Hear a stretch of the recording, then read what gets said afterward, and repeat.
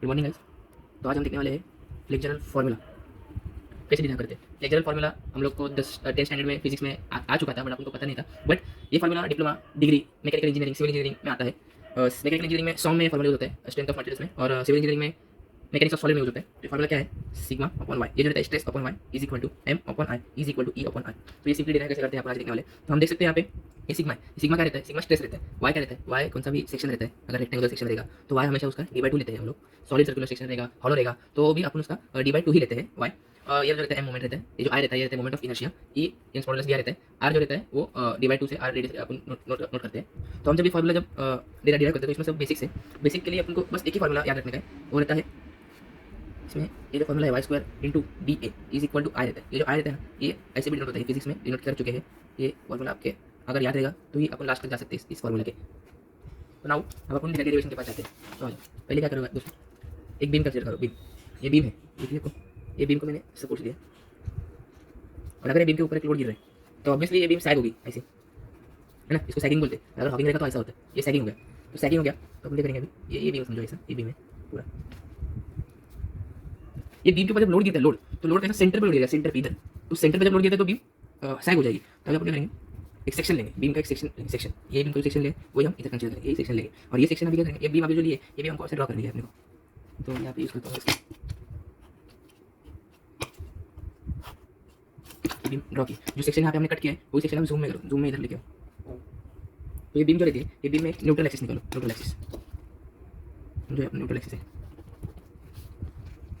तो हम जब भी एक बीम लेते हैं, ये रहता है अपना बिफोर कंडीशन और ये रहता है आफ्टर, मतलब बिफोर लोडिंग और आफ्टर लोडिंग। तो न्यूट्रल एक्सिस में बीम में एक फाइबर कंसीडर करो, फाइबर फाइबर इसको हम फाइबर बोलते हैं, मैंने हाईलाइट किया फाइबर बोलते हैं। और ये जो न्यूट्रल एक्सिस है इसका और ये फाइबर का डिस्टेंस जो है उसको हम वाई से डिनोट करेंगे, वाई सिंपली इसको वाई बोलेंगे, वाई ओके। और जो भी इधर है देखो आप देख सकते हो, इसको ए दो,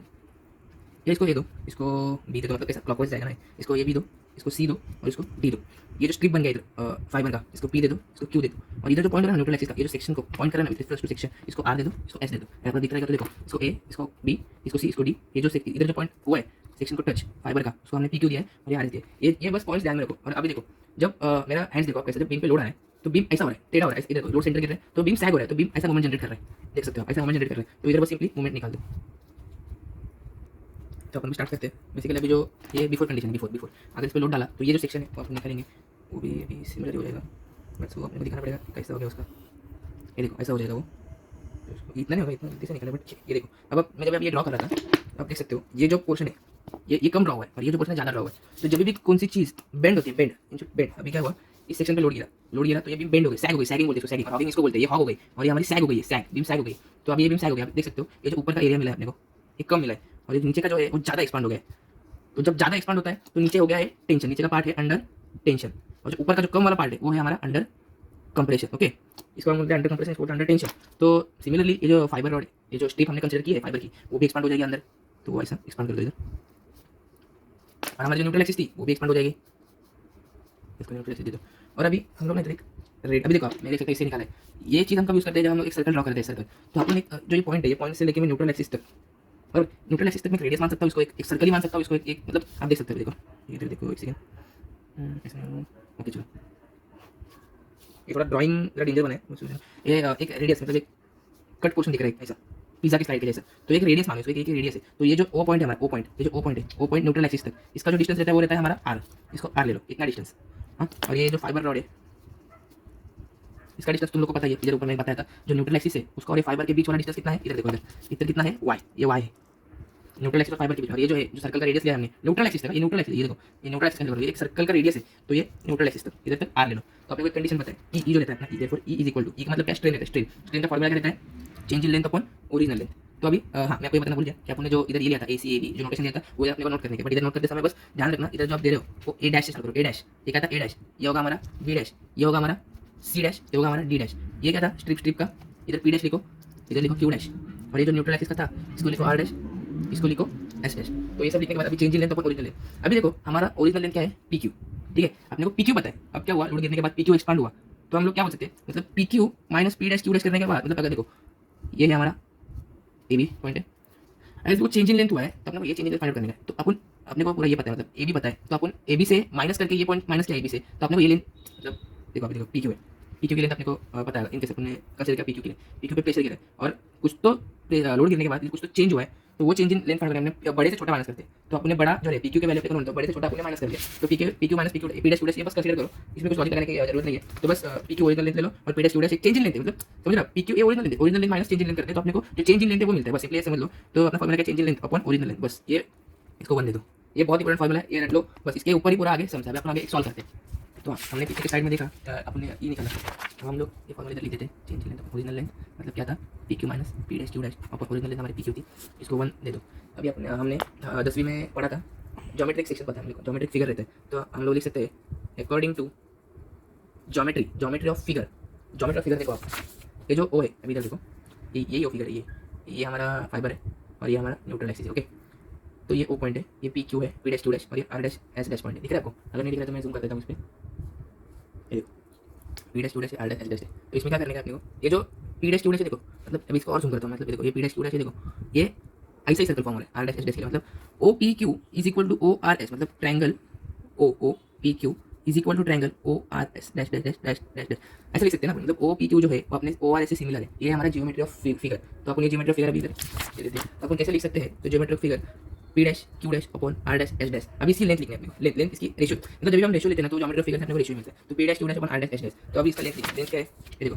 ये पी डैश है, ये क्यू डैश है, ठीक है, इसका लेंथ कितना है देखो, इसका लेंथ ओ से चाहिए अपने को, मतलब अपने को ये वाला लेंथ चाहिए, ये वाला लेंथ चाहिए, ये वाला, तो अपने को कौन सा वाला पता है, ये पूरा अपने को पता है आर रहता है, आर, ये देखो पहले बोल चुका था, ये पूरा ओ से लेकर न्यूट्रल एक्सिस तक आर था, तो न्यूट्रल एक्सिस से फाइबर तक का डिस्टेंस वाई है, तो अपने को क्या करने का है, आर माइनस ये वाई किया तो अपने को ये डिस्टेंस मिल जाएगा, इतना इतना कितना है वो डिस्टेंस, अभी देखो इसको मैं करूँगा R minus y upon R S क्या है, न्यूट्रल एक्सिस का पॉइंट है, तो ओ से लेके आर एस तक का डिस्टेंस आपको बोल चुका हूँ आर है,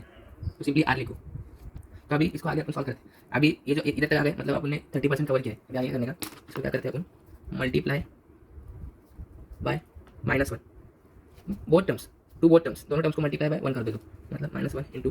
P dash Q dash upon R dash S dash is equal to -1 into ये माइनस है आर माइनस वाई, तो मल्टीप्लाई होने के बाद कैसे दिखेगा, P dash Q dash upon R dash S dash is equal to minus R minus y upon R, तो क्या करो अभी ये करने के बाद इसमें फिर से अपने को एडिंग 1 टू बोथ साइड, देखो पहले -1 करने का, अभी इधर मल्टीप्लाई करने का था, इधर अपने को ऐड करने का -1 +1, तो देखो P dash Q dash upon R dash S dash +1 is equal to minus R minus y +1, तो अब इधर क्या करने का अपने को, ये जो +1 है अपने को आगे भेज देने का, ये जो +1 है अपने को आगे भेज देने का, तो क्या होगा +1 minus P dash Q dash upon R dash S dash is equal to ये +1 आगे चला जाएगा, मतलब 1 minus R minus y upon R, इधर देखो इधर कुछ नहीं मतलब 1 रहेगा, इधर कुछ नहीं मतलब एलसीएम निकला, एलसीएम इसका एलसीएम क्या आएगा, R dash S dash minus P dash Q dash upon ये जो एलसीएम निकालते तो ये से हो जाएगा आर डैश एस डैश आ जाएगा, ये इधर आर माइनस वाई आर नीचे रहेगा आर रहेगा, ओके, तो अभी ब्रैकेट ओपन कर लो, इसका ब्रैकेट ओपन हो जाएगा, अभी R dash S dash minus P dash Q dash upon R dash S dash is equal to, इसका ब्रैकेट ओपन कर लो, क्या आएगा minus R minus plus y upon R, तो देख सकते हो ये plus R minus R cancel हो जाएगा, तो R dash S dash minus P dash Q dash upon R dash S dash is equal to Y upon R आया, अभी इधर तक आए हैं, तो अभी देखो, तो अभी जब भी हम देखते हैं न्यूट्रल एक्सिस के बारे में, जब भी बीम बेंड होते हैं, मतलब इधर स्टेटमेंट लिखो, now we know bending before and after bending the neutral axis non bends और नाइदर एक्सपांड, तो जो न्यूट्रल एक्सिस रहती है वो नाइदर बेंड होते हैं नाइदर एक्सपांड होते हैं, तो ज्योमेट्री ऑफ फिगर से अपने को क्या मालूम पड़ता है, जो हम लोगों ने देखा, देखो जो हम लोगों ने ड्राइंग किया था, drawing P Q R S similar रहेगा, पी क्यू आर एस जो सिमिलर रहेगा, फिर न्यूट्रल एक्सिस बेंडिंग हो रही है और नाइदर एक्सपांड हो रही है, तो सेम निकल, मतलब क्या रहेगा उसका आर डैश एस डैश है वो आर एस ले सकता है और आर एस जो है वो पी क्यू ले सकते हैं हम लोग, ओके, तो ये सिंपली ये ले सकते हैं, तो अभी अपने को पी क्यू की टर्म में लाने का, अपने को मिला क्या है आर एस, तो सिंपली आर से पी क्यू पुट करने का, तो अपने को इक्वेशन क्या मिला था, R S minus P dash Q dash upon R dash S dash is equal to Y upon R, simply यहाँ पे पी क्यू डाल देने का, तो P Q minus P dash Q dash upon P Q is equal to Y upon R, तो देखो हमने को पहला इक्वेशन क्या मिला था, पी क्यू की टर्म में, ये अपने को मालूम है ये रहता है, तो देखो E equal to Y upon R मिल गया, मतलब वाई अपॉन आर हो गया अपना, ओके, तो ये अभी हम लोग क्या निकला, स्ट्रेन निकाला, तो अभी इसी स्ट्रेन का यूज़ करके अपन strain in terms of stress निकालेंगे, strain in terms of stress and modulus of elasticity, मतलब कैपिटल ई रहता है, तो अभी स्ट्रेस निकालने का, strain in terms of stress निकालने का, स्ट्रेस का फॉर्मूला क्या रहता है, sigma is equal to capital into small, तो हम लोग को ई पता है, तो E is equal to sigma upon E हो सकता है, ओके, तो ये अपने को मालूम है वाई अपॉन आर, ये देखो ये मालूम है y upon R is equal to sigma क्या है, सिग्मा हमारा सिग्मा अपॉन, तो देखो ये एक टर्म मिलेगा अपने को Y upon R is equal to sigma upon E, तो अपन क्या करने का अपना जनरल फॉर्मूला क्या है, ये लिखता हूँ साइड में, N upon I is equal to E upon R is equal to sigma upon R, ये हमारा जनरल फॉर्मूला है, तो अपना क्या करने है इसको इसके टर्म में लाने का, इसके टर्म में, तो कैसे लाओगे, तो सिंपली यहाँ पे सिग्मा अपॉन वाई डायरेक्ट लिख सकते हो, ये अपन उल्टा करोगे तो सेकंड में मिल गया, गाइस अपने को ऑलमोस्ट दो इक्वेशन मिल चुके हैं। ये देखो अपने पिछले में ए डिराइव कर दिया था, अब अपने को थर्ड मतलब एम अपॉन आई डिराइव करने का। तो इसमें सिंपली कुछ ज़्यादा दिमाग की बात नहीं, सिंपली एक सेक्शन ले लो, इसका ब्रेड में कंसिडर करता हूँ डी ए, ओके, और वाई इसका ब्रेड कंसिडर करता हूँ, ओके। तो अभी क्या करना है, अपने second stress in terms of strain find out किया था, ओके। तो अभी स्ट्रेस कितना गिर रहा है ये एलिमेंट पे देखना, stress on element, okay. Element क्या है, sigma is equal to ER into ये जो अपने को मिला है, इसको क्या करो, वाई को इधर भेज दो, मतलब इन टर्म्स देखो स्ट्रेस कितना एलिमेंट पे स्ट्रेस कितना हुआ वो फाइंड करने का। तो स्ट्रेस के टर्म में आपको स्ट्रेस, तो अपना पिछला वाला फॉर्मूला था अपना sigma upon Y is equal to E upon R, तो वाई को उधर भेजा इसलिए अपना ये फॉर्म हो गया। तो अपने को स्ट्रेस मिलेगा, स्ट्रेस। तो अभी क्या करने का, स्ट्रेस क्या फाइंड आउट, तो अभी करो फोर्स, अभी फोर्स ऑन एलिमेंट, फोर्स कितना गिर रहा है एलिमेंट पे, उसका भी फॉर्मूला है अपने पास एफ अपॉन ए, एफ मतलब क्या, सिग्मा इंटू पे, ठीक है। देखो sigma is equal to F upon A, तो एफ चाहिए अपने को force, force is equal to sigma into A किया, तो ठीक है। अभी सिग्मा क्या है, ये देखो इधर ऊपर E upon R into y, okay. और अभी ए क्या है, ये जो अपने एलिमेंट रखा है इसका इंटू डी, मतलब D A into y, okay. तो अभी देखिए y y into y, y square हो जाएगा, वाई स्क्वायर डी ए। तो अपने को इक्वेशन क्या मिला, E upon R y square into D A. तो इसके आगे बहुत सारे लोग क्या करते हैं, डायरेक्ट इंटीग्रेशन करते हैं, पर अपने को क्या रहता है, अपने को जो फ्लेक्चरल फॉर्मूला है हमारा, जो मैंने लिखा था, ये जो लिखा अभी इधर ये टर्म तो अपने को मिल गया, अभी अपने को चाहिए एम और आई के टर्म में। तो हमारे फ्लेक्चरल फॉर्मूला है उसके टर्म में डायरेक्ट इंटीग्रेशन करके भी इसके स्टेप के बाद अपने को मिल जाएगा। तो पूरी तरह स्टेटमेंट लिखते हो कि एग्जाम में स्टेटमेंट बहुत इंपॉर्टेंट रहता है। तो स्टेटमेंट लिखो, मोमेंट ड्यू टू, अब ये जो फोर्स गिर रहा है तो फोर्स से कुछ तो मोमेंट होगा, moment due to force on elementary strip, वो जो एलिमेंट्री स्ट्रिप हमने कंसीडर की है तो उससे कुछ तो मोमेंट होगा। तो क्या मोमेंट होगा, ये लिखो about neutral axis, okay. Neutral axis कुछ तो होगा, तो देयरफॉर टोटल मोमेंट है, टोटल मोमेंट उसको अपन एम डैश बोलते हैं, total moment M dash is equal to, ये जो है इसको इंटीग्रेट कर दो direct, integration E upon R y square D A, ठीक है। अभी देखो ई अपॉन आर कांस्टेंट है, कांस्टेंट को बाहर भेज दो, यार ई अपॉन आर को बाहर भेज दिया, अब अपने को क्या मिला है, is equal to E upon R study. तब हमने स्टार्टिंग में पढ़ा था कि ये जो वाई स्क्वायर डी ए रहता है ये आई रहता है, आई, ये देखिए स्टार्टिंग में हम लोगों ने पढ़ा था वाई स्क्वायर डी ए आई रहता है, सिंपली यहाँ पे हम लिख सकते हैं आई और इधर एम डैश। अभी from equilibrium condition M is equal to M dash, क्योंकि एम क्या रहता है